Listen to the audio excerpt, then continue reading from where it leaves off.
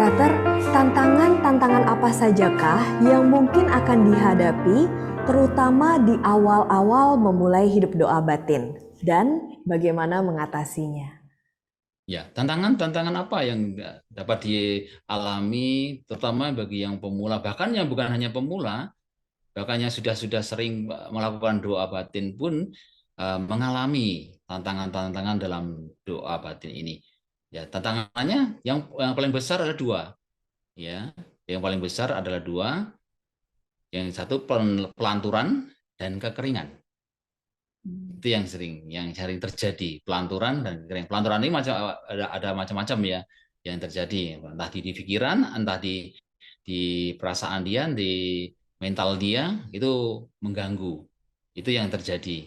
Lalu kekeringannya ya, bisa karena dia lalai, ataupun bisa juga karena Tuhan mengajak dia untuk lebih naik lagi dengan syarat ada kerinduan besar untuk terus menyatu dengan Tuhan. Ya, itu kalau itu yang maju ya. Kalau yang mundur ya dia rasa bosan, rasa nggak ada kesalahan-kesalahan yang mungkin dilakukan, ada dosa, ada tindakan-tindakan yang dia lalaikan dalam hidup rohani ya. Karena doa batin ini tidak pernah dilepas dari kehidupan sehari-hari. Ya, tidak pernah lepas dari aktivitas hidup rohani yang lain ya. Nah, ketika ada yang cacat, mau tidak mau itu juga akan menyebabkan doa batin menjadi rasa kering ya, kering yang membosankan gitu. Nah, itu yang terjadi. Nah, bagaimana mengatasinya? Ya, mengatasinya kita harus sabar. Jadi harus sabar untuk menghadapi. Ya, kalau kita memang mau bertekun dalam doa batin harus sabar. Ya, lalu punya sikap kepercayaan sebagai seorang anak kepada Allah.